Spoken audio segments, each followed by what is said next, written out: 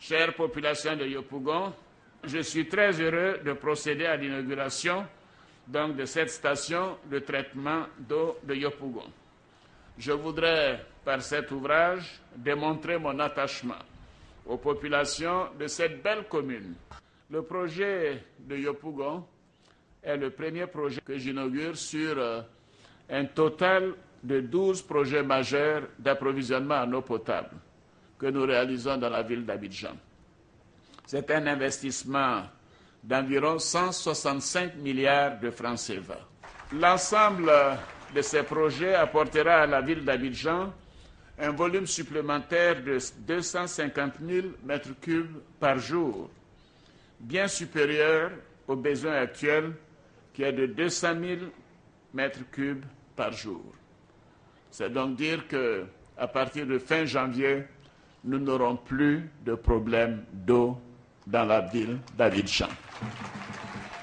Pour prendre en compte les populations à faible revenu, un mécanisme de subvention de l'État des coûts de raccordement au réseau a été mis en œuvre dans le cadre des branchements sociaux. Souvenez-vous que nous avons fait cela pour l'électricité. Et nous nous sommes dit que maintenant que nous avons la production, que nous avons les canalisations, il fallait faciliter l'accès donc à l'abonnement, et ceci est chose faite pour une grande partie des populations. Et ceci permettra à plus de 30 000 ménages d'avoir accès à l'eau potable dans leur foyer.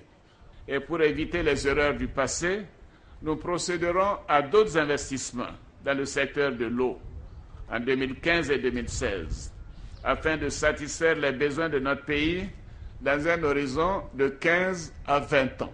Nous avons entamé des études pour la création d'une station sur le fleuve Mai, à 20 km de la ville d'Abidjan.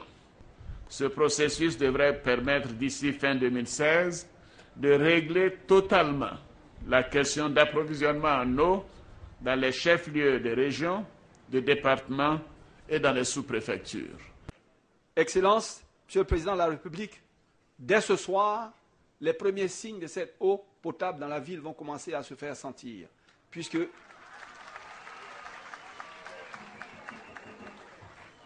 et chaque jour, puisque les canalisations sont remplies au fur et à mesure, au cours des jours à venir, pendant les 10 jours qui viennent, la totalité de la commune sera effectivement couverte.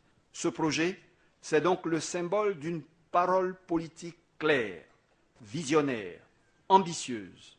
C'est également le symbole indiscutable de la renaissance de notre pays, celle que vous avez su imaginer, orchestrer et in fine rendre possible.